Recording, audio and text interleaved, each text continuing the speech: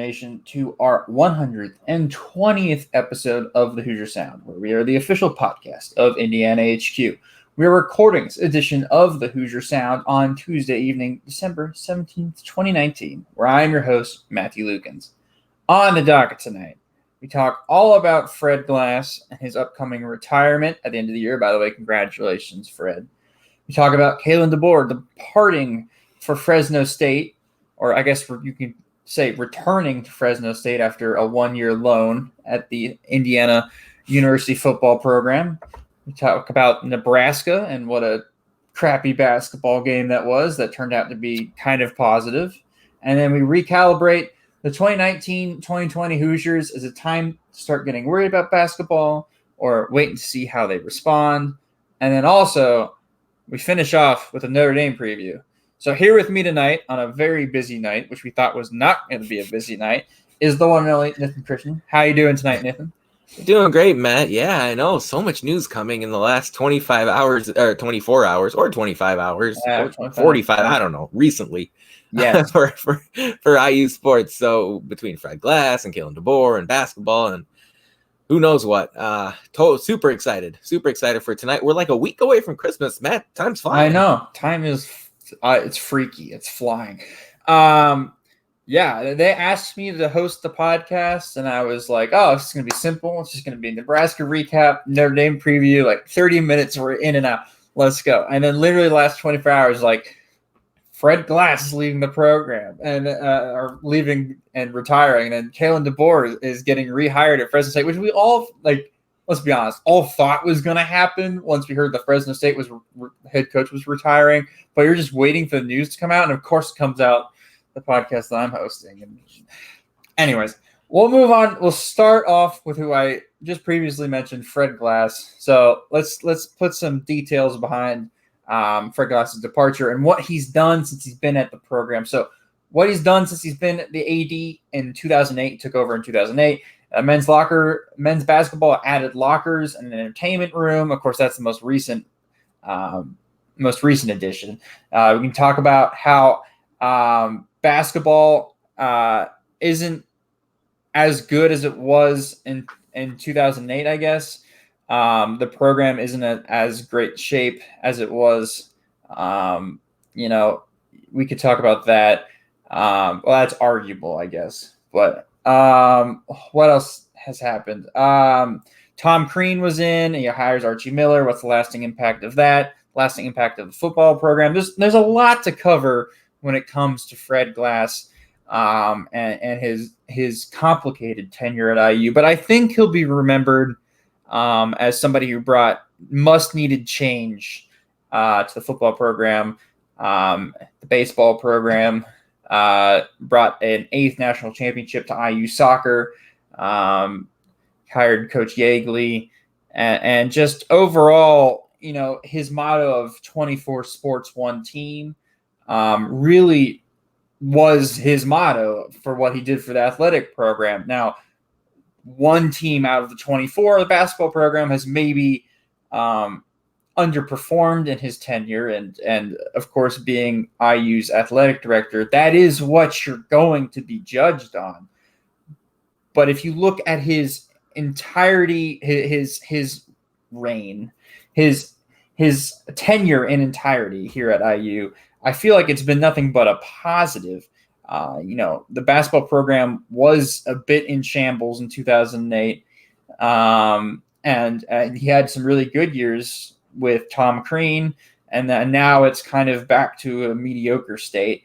So, you can kind of give him probably a C+ for the basketball program as far as it's concerned. But football is like an A+, baseball is an A+. Women's volleyball is probably an A+. The program's never been in a better shape than it is now. Women's basketball is an A+, never been in a better shape than it has been now. So, I mean, am I missing anything here, Nathan? All right. So I guess, Matt, what I would do, and maybe this is what IU sports fans are doing also, is they're kind of putting it into 3 buckets, right? There's the men's basketball program, there's the football program, and then there's everything else. Correct. And as far as men's basketball, I agree with a lot of what you said. There have been some ups, there have been some downs, but I've always liked to compare IU to IU. And where exactly were the Hoosiers before Fred Glass came? It was kind of a mess. You had the Bob Knight change, Mike Davis in and out, Kelvin Sampson, all sorts of chaos there. Fred Glass hired Tom Crean, who followed the rules and won 2 Big Ten titles. Of course, IU fans obviously wanted so much more, and they should have gotten it a couple of those seasons. It wasn't for Syracuse. Well, yeah. What can you do? Or running into Kentucky in a couple of different tournaments, winning one, losing one. Yeah. I mean, yeah. So then there's football, and there's no argument that Fred Glass has been one of the most successful athletic directors, the most recently for Indiana as far as the football program Absolutely, goes. No Between, doubt. To get to 3 bowl games in what is this now, about a 5-year span. Yeah. That's a pretty remarkable accomplishment at Indiana. And then, of course, winning 8, simply enough, for the first time since 1993, gets him a gold star in that department. And then, of course, now we see Kalen Deboer going to Fresno State, but that's a different conversation. And then you have those other sports too, and you can't help but notice Glass's impact in that area more than any other, because between the baseball program continuously having great seasons, as well as the opening of Bart Kaufman Field a few years ago, remarkable. Softball, Andy Moore Field. Volleyball, Wilkinson Hall. I mean, every major Olympic sports program seems to have taken major strides under Fred Glass over the last decade. We talked about wrestling, except for basketball. Everybody except for basketball. Every major, So the sort of the third bucket, as far as the other programs, and the women's basketball team right now is as good as they've ever been. So, for sure. On the balance, I think Indiana fans will have a generally positive reflection on Fred Glass, who is an Indiana guy. He's from the state, he's from the area, and going forward now, it'll be interesting to see who replaces him at this spot going forward. Correct. Yeah, and that's the big question, is who replaces him. And we can start speculating now. Of course, Temple's athletic director, I think, was brought up almost immediately. He's a former IU football player, whose name is slipping my mind currently. Pat Kraft is that. Pat Kraft. Thank you. Mm-hmm. Yes. Or the second in command at IU was also brought up recently as somebody. Of course, there'll be probably a couple former IU basketball stars that will throw their name into the conversation. But President McRobbie, that is, of the university, is retiring at the end of the year, or is retiring soon. And then you also have Fred Glass, who's retiring. And I just feel like they're both going to want to hire young predecessors, like young guys to take over, and come in and leave a legacy here for a long time. And Fred Glass was here for 11 years, I think he's going to end up with 12 years here at IU when he retires. And like you said, I do think we're going to remember him in a positive light. I don't think he's going to be renowned as the greatest athletic director ever because, well, let's be honest, basketball's king at IU. But I do think people will look back and think as of it fondly. And the basketball program, while not at the level that it should be, did have some years that were really fun and really exciting and fun to look back on. So, Sure, go ahead. Maybe this is so since Glass is retiring at the end of this academic year, who knows? Maybe this is a basketball season where they pull off a surprising run. I mean, that would be nice. I'm all for it. I'm not arguing against it. I don't think that's very likely, and we'll talk about that later. But I'm all for it. But yeah, so whether you like it or not, whether he's judged fairly or not, the basketball program has been kind of meh. So, yeah, like and his jury is still out there, like the jury's still out on him because Archie's still here, still ticking, hopefully, and still trying to get things to work. And if things work out with Archie, right, like down the line, Archie ends up being a really good hire, then I feel like people's thoughts on Fred Glass are going to be much higher than they are if Archie ends up being a bust. So the Archie's still the real wild card, but take basketball out of the equation. It's like almost an A plus as far as Fred Glass is concerned. Like the football stadium looks so much better now. All the new additions, enclosing the end zone. I thought that coming from a college football rich environment in Florida, moving to Indiana, and then seeing the end zone kind of open at IU, I was kind of like, this is not what a football stadium is supposed to look like. So the whole addition of the south end zone looks really clean. It's a nice look. And the facilities are great for the athletes. And he's put athletes first. And that whole motto of athletes first and taking care of student athletes and having the first Bill of Rights for student athletes as a athletic program, like that all looks great. And that has been nothing but positive for Fred Glass. He's always out there. You see him at every athletic event. And he's always smiling, wearing the Adidas gear. Which always looks funky on an athletic director, but he pulls it off, I guess. But yeah, I mean, I will remember him positively. Now, some IU basketball, Notre Dame football fans might not like him as much. But I think if you're an IU fan through and through, you should have nothing but positive memories about Fred Glass. Yeah, there are two other names to keep in mind. There's Scott Dolson, who that was the individual who's kind of the second in charge here at the IU athletics department. He's a former IU basketball manager, and he's been in the athletics department for a while. Generally friendly guy. The other person is Chris Reynolds, an athletic director at Bradley, former basketball player as well. So there are a couple of options without question. With that said, I don't expect IU to really make a splashy hire here. Some sort of out of left field call. We'll see.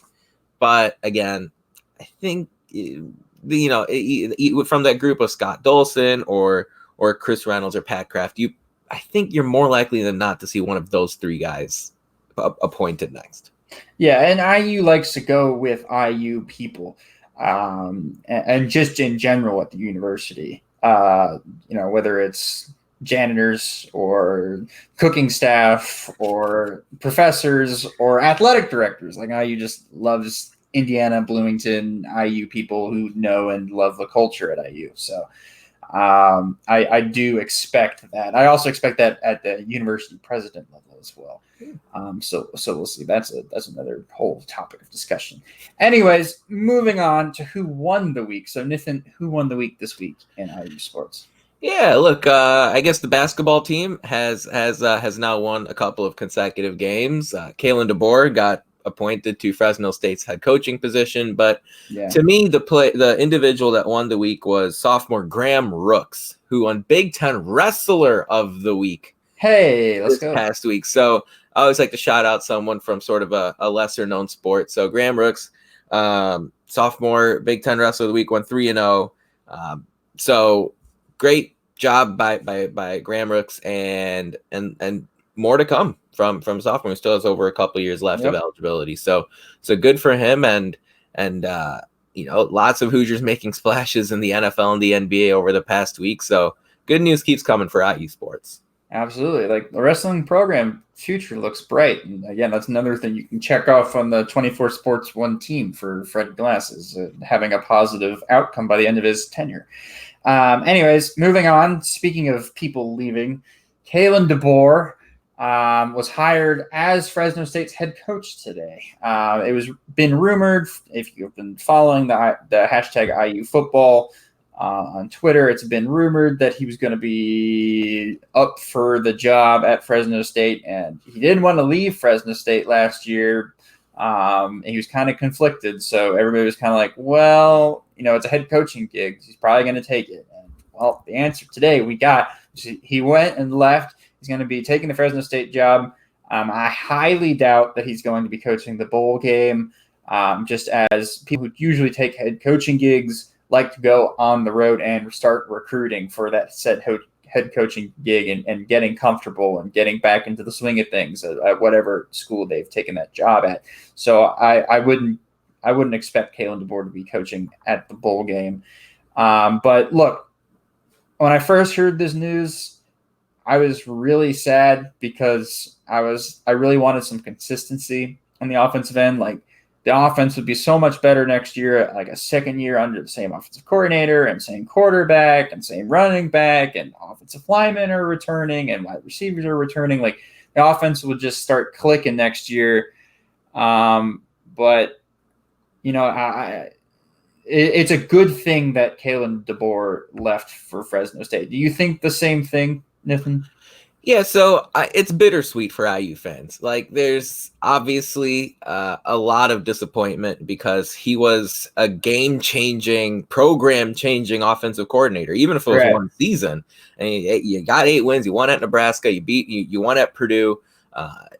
Indiana's offense was significantly better this season than we've seen it in the past. Yeah. The good news is that this is a very positive reflection on the IU football program, starting from the top with Fred Glass as the AD, all the way to the head coach Tom Allen and to the other members of the coaching staff as well. It means that IU football is doing something right, which we haven't seen. We haven't really heard of that in a while. IU football doing something right, we haven't heard it since the 90s, since before I was born. We've kind of talked about this I feel like we talked about this with DeBoer when he was hired last year, and even a guy like Mike Roberts, who's an assistant recently hired in the IU basketball program. It's a good sign if these assistant coaches are leaving for other head coaching jobs. It means that Indiana's winning games. It means Indiana's program is running, like it's running at the right tempo, at the right speed with a lot of progress. So it's bittersweet. The good news is that Indiana's offensive coordinator position should be a very attractive job in the years to come if Indiana wants to go outside of the program. Now, if they want, they have some options from within. Mike Hart, the running backs coach, has incredible recruiting ability. Indiana's recruited as well at running back as any other position. I like the wide receivers coach, Grant Hurd. He's very hands-on. He's very, very interactive with the players. He carries sort of a solid sort of what's the right word for this? Like he's a very sort of hands-on again coach with the wide receivers, and obviously the receiver group has been one of the most impressive at IU specifically. So no question there have been a couple of options there, and all in all, there's that. But if they want to go outside, you look at the different options here, starting at the quarterback position with Michael Penix and going for the rest of the different skill positions, tight end, O-line, you name it. Yes. There's a lot there. Don't you agree, Matt? Like if you're an outsider looking in, Indiana's OC position is pretty impressive. Especially since Tom Allen is so hands off with the offense. Like that is the key, because IU can pick from the creme de la creme of offensive coordinator potential hires this summer. Like Nathan talked about, look, talent on offense is there. You can see it. We were ranked 31st in the nation, second in the Big Ten in total offense, 13th in the nation, second in the Big Ten in passing offense, ranked 4th in the Big Ten in pass efficiency. Quarterback Peyton Ramsey became the 21st best pass efficiency among FBS quarterbacks, ranked 2nd in the Big Ten in average first downs per game, ranked 4th in the Big Ten in third down conversions. Like, the list goes on and on and on and on and on about how great this IU offense was. And Tom Allen's the defensive head coach, right? So that part of the program, that half of the game plan is completely untouched by Tom Allen. So the person who comes in gets to kind of make his impression on the team and play how they want to, and kind of get a little bit of a taste of what it's like to be a head coach, right? He doesn't have anybody barking down his neck on play calls. He doesn't have anybody barking down his neck on what to prepare on for the next week. Like, that is his job. And that's why Kalen Deboer was an associate head coach of the football program. And the next person up, next offensive coordinator, is probably going to have the same position. And that is really attractive for potential replacements. And so IU's going to find the right guy. IU's going to find the right fit. Look, I think Tom Allen already passed that first test with flying colors with Kalen Deboer. Obviously, like, he did so well that he got a head coaching job in a year, Of course, that was a little bit fluky because the head coach at his previous school retired and had a really good relationship with the football program. But still, I think he deserved a shot at any head coaching job this year after the job he did at IU.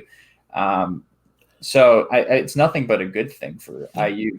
No, for sure. But I will say this much about Kalen Deboer. I mean, you talk about how a guy can rise up the coaching ranks real quickly. This is a guy who is at Sioux Falls, which I believe, I don't want to upset the Sioux Falls residents. I think it's an NAIA school. Hopefully they're not listening. I think it was Division 3. I think it's D3.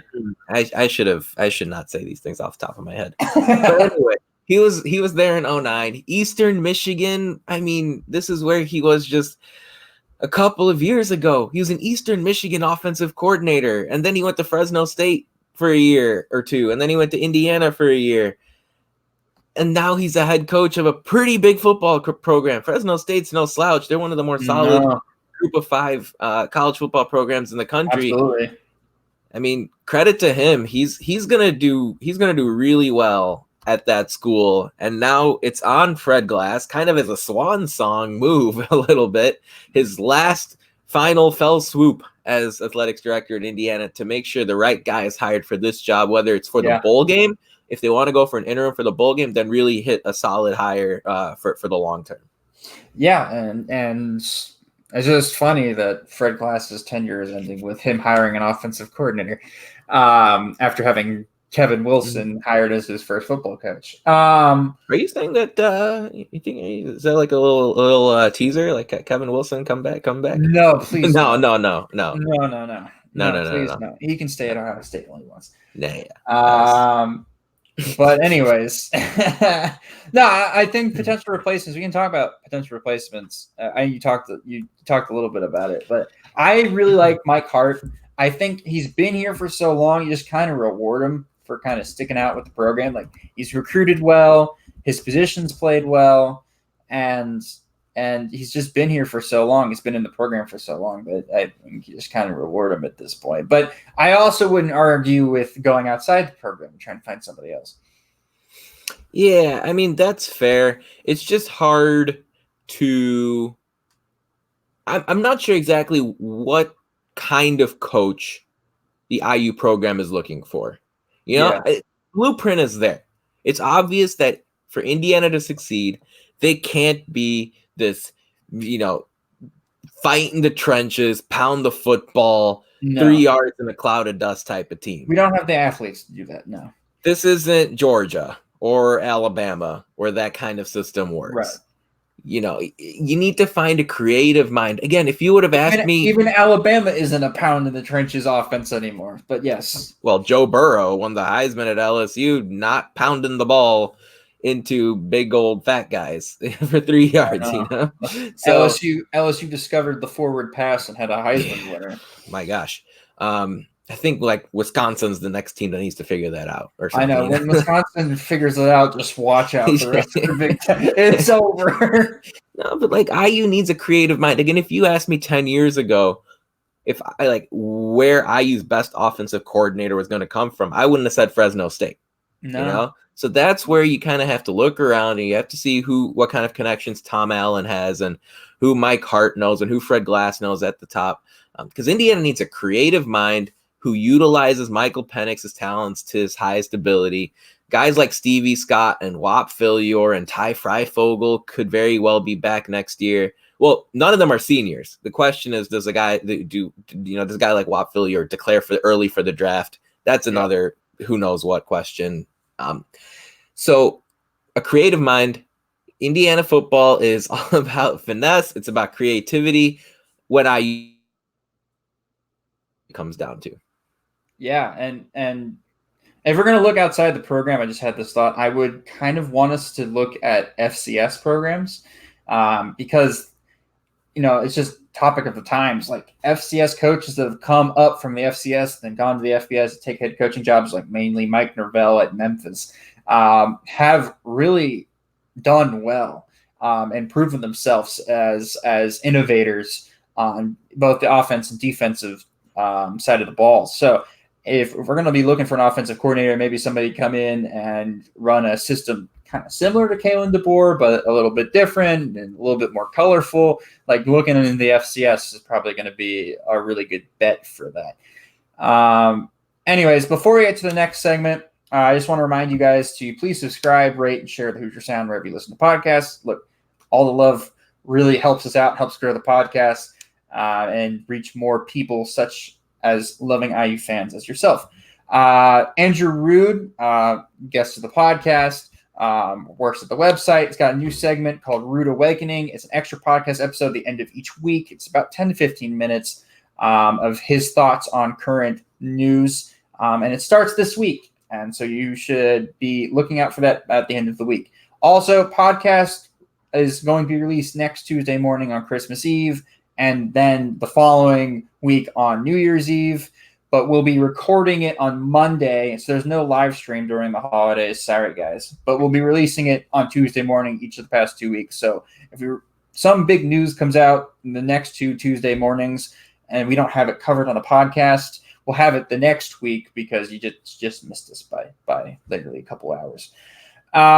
Anyways, moving on to Nebraska. So last week, the IU basketball program played at home against Nebraska in what was only can be called a drunk game. Nebraska came in 4-5 on the season with 2 losses to UC Riverside and another school I can't remember. Not good. They were not playing well. And they came into Assembly Hall and put up 90 in overtime on an IU team that's supposed to be known for defense. Thank God we won, because I don't know, Nathan. I don't know what I would have done if we had lost this game. It would have been absolute hell in Bloomington. And I mean, can you imagine losing to Nebraska in basketball? Oh, wait, Purdue. Oh, darn. Well, I guess Purdue, like Mad Painter, has also built up a little bit more equity at Purdue than Archie Miller has. Yes. We'll get to the Purdue slander in a minute. Anyways, yeah. Us losing to Nebraska at that moment, we take us back in time to that Nebraska game on Friday.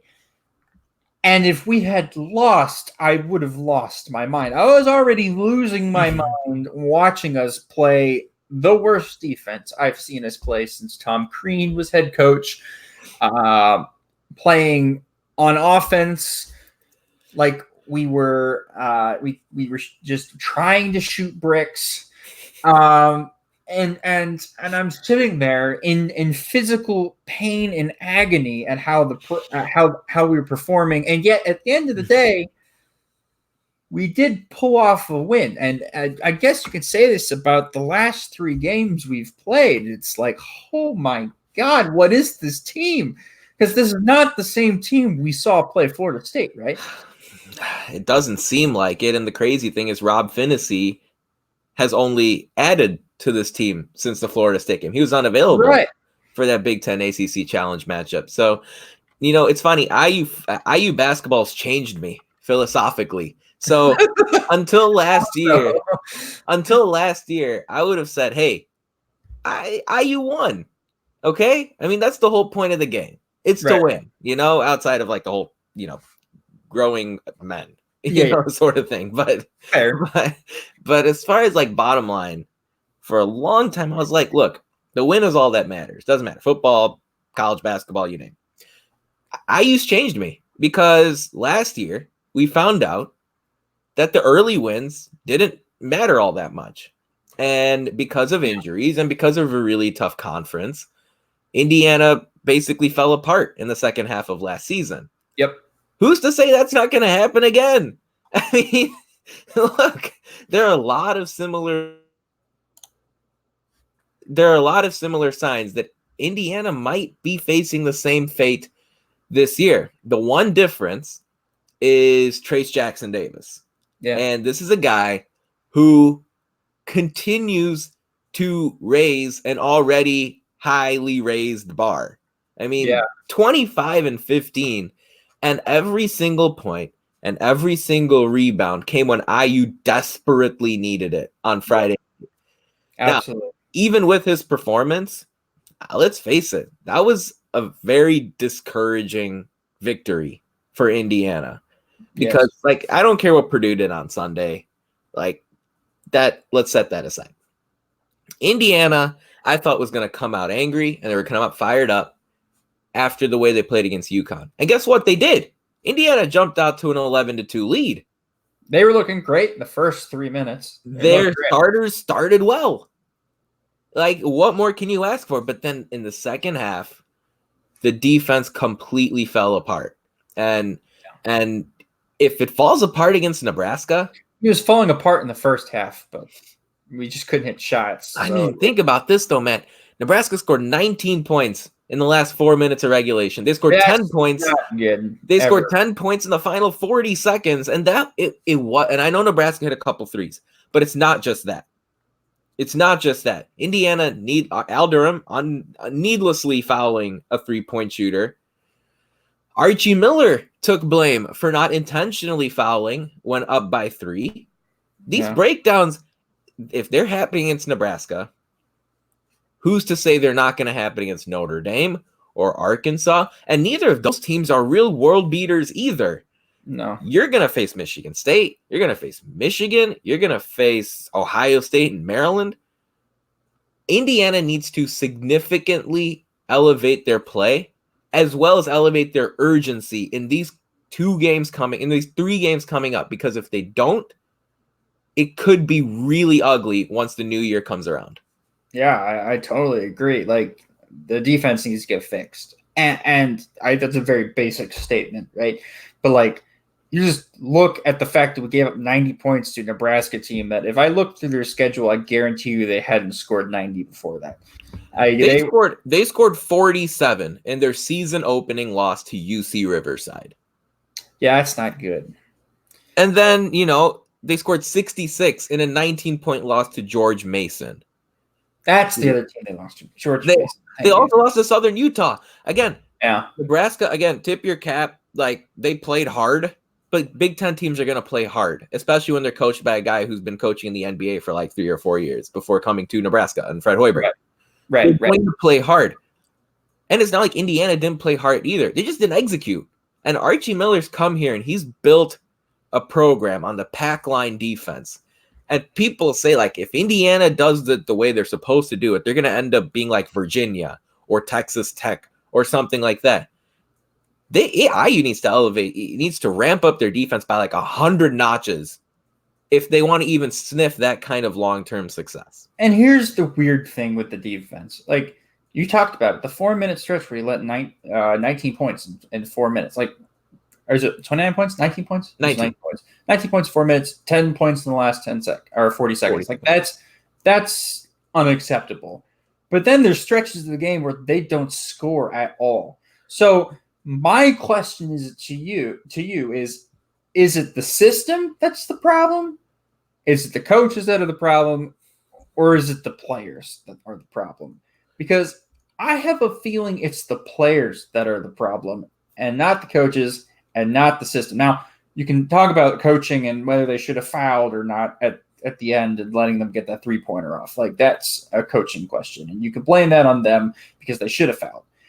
However, there are stretches in which the team plays well and there's stretches when they're not playing well. And that the coaches are not playing, they're not on the court playing. That's the players. The players show that the system works. If they're all communicating well, that it works. And if they're all defending as a team, it works. The defensive system works. The pack line works. We've seen that it works in other places. It's not like they're teaching it in some sort of different language here at IU. They're teaching the same thing.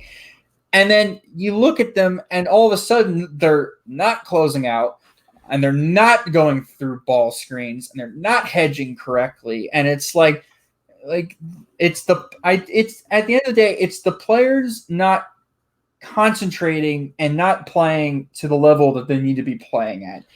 And you can blame that on the coaches if you want to, but I choose to blame that on the players because we've seen the system work time in, time out every single game for a momentary stretch. Like, it works. And then all of a sudden, for whatever reason it is, they're not communicating, they're not switching right on defense, or whatever it is.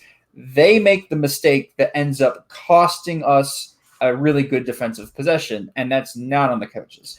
Well, but here's where I'm going to disagree with you, Matt. I think it's a mix, first of all. But if there's one group out of the coaches, the system, or the players that I'm going to say needs to pick it up, I'm going to look at the coaches. And here's why. Like, the system works. It seems like the system works until it stops working, right? Yeah. Like, Indiana went to East Lansing and won last year, and then just so happened to beat Michigan State again in the return trip to Bloomington, you know? And then IU this year so far has had really good defensive performances against teams like Florida State and against Connecticut. I mean, they held UConn to 54 points. And again, I know last week we said that wasn't exactly a product of great defense a lot of the time. No. But, you know, again, at the end of the day, like, there was the Florida State defense was more impressive than the UConn defense, if you ask me. But whatever. Bottom line is, it works until something happens. And it looked, and to me, that's where the coaches come into play. At this point, where we're in year 3, and guys like Justin Smith have been in it for a third season, or Deron Davis have been in it for a third season, or Devontae Green, or Alderman, like, Indiana shouldn't fall apart so quickly. And it happened at Wisconsin like 4 minutes in. It happened against Nebraska a couple of different times in the first half and in the second half. The coaches, for some reason, have not been able to implement a 40-minute defensive mentality, especially when things get a little bit turbulent. Yeah. And maybe that's something that gets fixed this week. I don't know. I mean, look, I don't know what kind of conversations the staff and the players are having behind the scenes. But that's where Indiana needs to take the next step. They need to learn how to take not just one punch, but 5 or 6 or 7 or 8. Yeah. Especially because teams like Michigan are going to give that to you. Like last year, Michigan came into Assembly Hall and got it to like a 20-0 lead, and that was it. Yeah. Indiana needs to gain some more of that mental toughness and stability if they want to have as good of a season as the fans want them to have. Yeah, and we're going to talk about what our prospects for the season are, but you know, that being said, and me blaming the players and the coaches and us being negative and whatnot, like, let's be honest. Nebraska has not shot that well this season against anybody. And they didn't even shoot that well against Purdue, to be honest, when they beat them. So, again, it's just a case of another team getting hot when they get into Assembly Hall, which I think at this point we just have to get used to. It's just going to happen. And then secondly, and this is a bit of an excuse for the players, but this could make a lot of sense in why they were having lapses in judgment. And that was they're tired. Like, really tired. That was the third game in 5 days or 6 days. And they had Thursday off and then Wednesday off because they played on Tuesday. It was Tuesday and Friday. But the Tuesday game ended at midnight. They weren't back in Bloomington until 5 a.m. that day. So you can just take all the sleep off the table for Tuesday night. So they're going out playing this game on 2 days rest with like 1.5 good nights of sleep. So whether you like that excuse or not, that is something that factors into how they play defense. However, they are Division I athletes, and they've done this since they were in AAU ball, so they should be kind of used to this at this point. But here's the thing. It's a contributing factor at the very least. Here's the thing on that note too, though, Matt. Like, if IU has the season that fans want them to have, they're going to have to play 3 games in 3 days in the Big Ten tournament, or 4 games in 4 days in the Big Ten tournament. Similarly, they're going to have to play 2 top 10 teams in the NCAA tournament in a span of 3 days. Yeah. So if you aren't ready for that kind of physical test now, like, you're going to have to, if you're not ready for that physical test now, you're going to have to figure it out, because I don't think it was a physical thing though, because they didn't look tired. The team that looked tired was Nebraska. I just think their brains were tired. I think that's what that was. Like a lack of sleep. Like as a person who can't sleep, I can tell you when I don't have enough sleep, I can't function. I think that goes for everybody. And they looked like they were maybe behind a little bit on sleep because there's a lot of mistakes where it's just like guys not switching correctly or them not closing out, just kind of literally being lulled to sleep. And then all of a sudden they have a wide open 3-pointer or two people closing out to the same guy when it wasn't. One wasn't supposed to close out and the other one was supposed to stay and kind of help if needed. Letting ball handlers just do whatever they wanted to and get into the lane whenever. Like a bunch of different things where you look at and go, they weren't doing this against UConn. Like that wasn't the defensive issues during UConn. This wasn't the defensive issues against Wisconsin. These were we were playing great defense against Florida State. Like what is the variable that changed between those 4 games? And you go, well, probably the fact that they got 0 sleep in New York. It could be, and I guess we'll get an answer really in the next game or two coming up where they have some off time between. If there is a silver lining, though, I was at the game at Assembly Hall last Friday night, and I was at the post-game press conference when it was all said and done. It was very evident that the players and the head coach, Archie Miller, are aware of their defensive problems. Justin Smith said it bluntly after the game. A reporter asked him, what did you guys do right on defense tonight? And what did you guys not do well? And he said, we did nothing right on defense, and we can do everything better going forward. Like he gave a straight, direct answer to that question. A lot of work. and the other players seemed to agree. And then Archie Miller said, we can't stop the ball right now. We can't guard. Our guards can't guard on the perimeter. Our forwards aren't doing what they're supposed to do. So yeah, I guess the first step is admitting that you have a problem. So not the second step. The first step is denial. The second step bartering. The third step is acceptance or whatever it is. I don't know. But I guess Dad's a psychologist. I should know that. As long as Indiana knows that there's a problem to fix, I guess there is always encouragement and optimism that they're working to address that. So the next thing you can do is basically wait for that Notre Dame game. And Notre Dame's been pretty much an up and down team this year, probably more downs than ups in all seriousness. They're not that top 25 team that we saw the last time the two teams played in Archie Miller's first year. So look, IU's going to be a favorite in this game on Saturday against the Irish. We'll see how they actually play. Yeah, I mean, we can move on to Notre Dame if you want to. We can talk about them a little bit here. I'll let you look up some of their stats while I'm talking about them. But look, if you're going to talk about Notre Dame, we're going to talk about how little players they play. Notre Dame is a very shallow team, and I mean shallow. They only play 7 players. That's how many they played against UCLA, and they won against UCLA, but they only play 7 players. They play John Mooney, Juwan Durham, Temple Gibbs, Prentice Hubb, Rex Pfluger, Dane Goodwin, and Nate Lazowiski. I think I got that last name right. But they only play 7 players, 3 of which are guards. So, Matt, why is this important, you might ask? Well, IU plays 11 guys, and what are we known for? We are the number 1 team in drawing fouls and getting to the foul line, and they only play 7 players. So that is not a good equation for winning for Notre Dame because they are going to get fouls called on them, and they're going to have players in foul trouble, which means that their players are going to have to play 30 minutes at least. Like they had players that played against Notre Dame play 32, 36, 39, 36 minutes. That's a lot of minutes between 4 players. And they're going to probably have to play more against IU because their players are going to start getting into foul trouble against the Hoosiers. So as long as IU gets Notre Dame in foul trouble, you should see the game as a W in Indianapolis.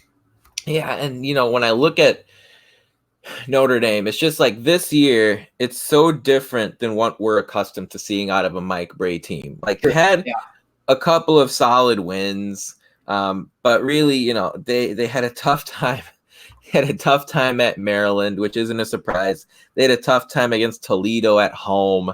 Toledo's supposed to be competitive in the MAC this year, but that game went to OT. They lost to Boston College at home, and Boston College hasn't had a good season. So, yeah, I mean, the Irish are going through a little bit of a transition right now. They've lost a couple players to injury and transfer as well.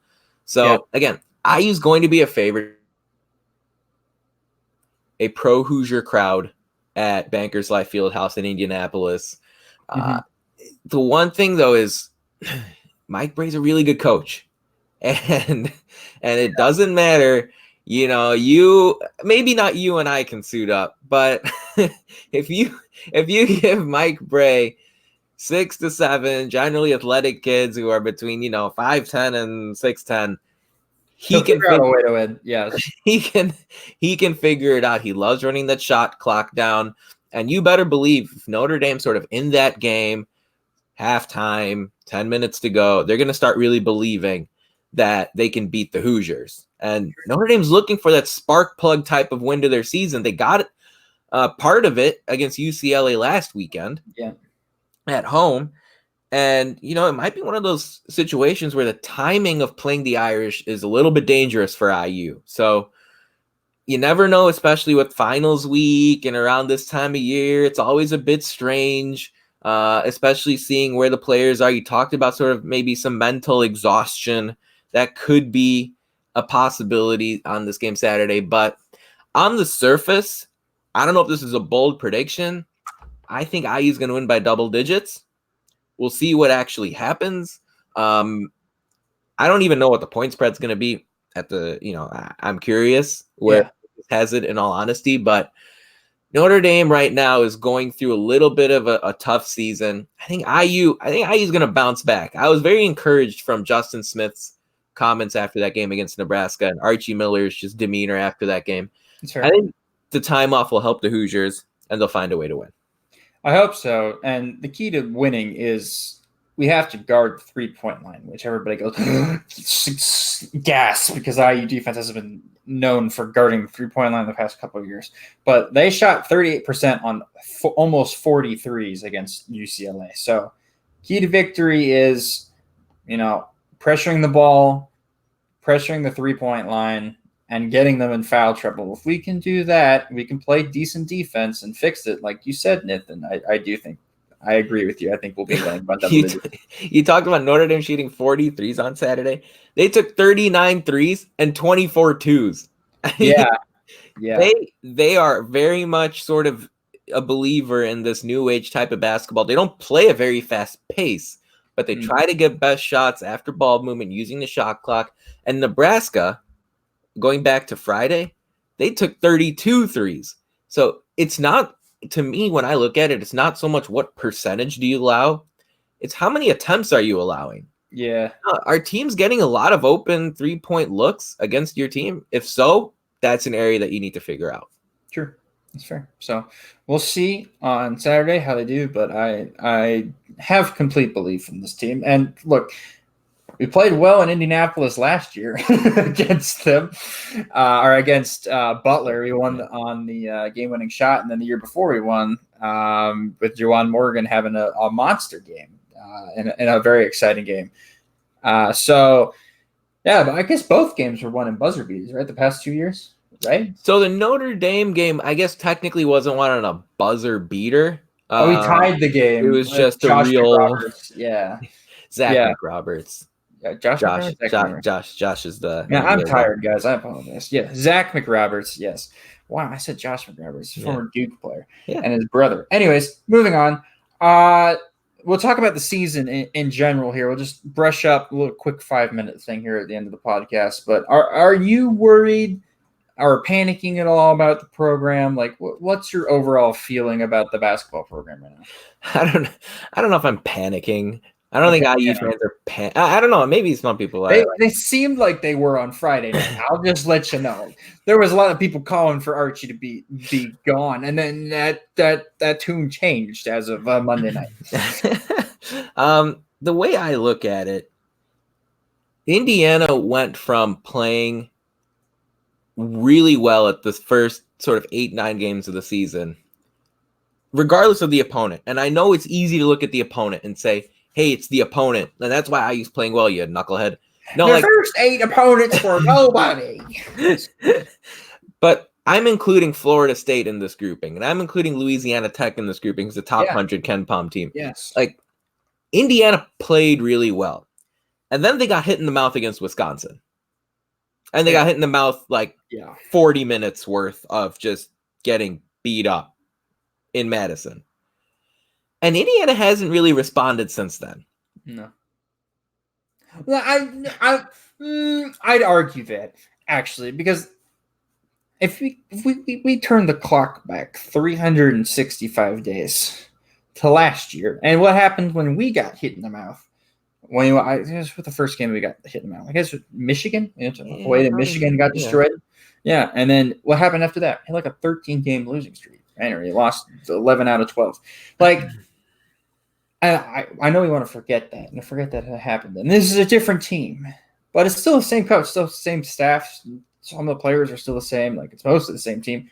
And we won the last 2 games against a very good team, or not a very good team, but a really decent team on a neutral court in UConn. And then apparently team that's getting into stride in Nebraska. And we won both those games. And yes, they were ugly. And yes, we didn't play well. But we still won. Those are games last year, 365 days ago. But we would have 100% lost. There is no way we win those games last year. Nebraska shooting 38% from 3. We would have been sitting there shooting 21% from 3. And Romeo would have had 25 points and we still would have lost. That is a game that we would have lost last year completely. It's just a team that would have gotten under our skin and into our head, and we would have lost by 10 at home to Nebraska. Yeah, I just, what have we also seen in the last week to 10 days here? The Big Ten is ridiculous. The Big Ten is, 13-0 in home games. 13-0 in home games, which basically tells the story that any team at home is capable of winning, besides Northwestern. I guess we haven't seen Northwestern yet. I'm literally checking on that as we speak. I don't think they play until tomorrow night, maybe? Yeah, I'm playing until tomorrow night now. Okay, so, outside of Northwestern, we can keep them out of this conversation for now. Let's assume Northwestern is the last place team in the conference. There is not an easy game on this schedule. Nebraska at home was supposed to be the easy game. And it turned out to be anything but that. So, there's going to be a stretch later on this year where Indiana goes Michigan State at home, Maryland at home, at Penn State. Oh, God. At Ohio State. And then you come home to play Purdue. Good luck with that. There's an at Nebraska before that stretch. There's an at. We're lucky Michigan, if we go 2-3 in that. There's stretch. An at, and then after you play Purdue, there's a home game against Iowa. They're not bad. Then you go at Michigan, at Minnesota, home Penn State, at Purdue. I mean, you talk about mental toughness. Indiana is going to be tested more mentally than physically from this point onwards. Absolutely. And look, like I said last week, you find me 10 wins on the schedule because 10 wins is going to be tough. And we go 10-10 in conference. People were talking about, if we go 10-10 in conference this year, there's no way we make the tournament. The way the Big Ten has been playing recently and in the non-con, now you're looking at 10 wins in the conference is a nice seed in the tournament, right? Right now we're projected as a 7 seed, I think, in Joe Lenardi's last bracket. So. And for what it's worth on that note, Indiana has banked a top 20 win already against Florida State by 16 points. So Indiana's done some legwork. I guess the tough part is projecting how the next 20 games go. So I don't know if I'm panicking. No. I need to see them take Notre Dame and Arkansas to the woodshed the next 2 games. Oh, no, you don't have to take them to the woodshed. We don't have to play well on offense. That's fine if they come out and have a really good offensive plan against us.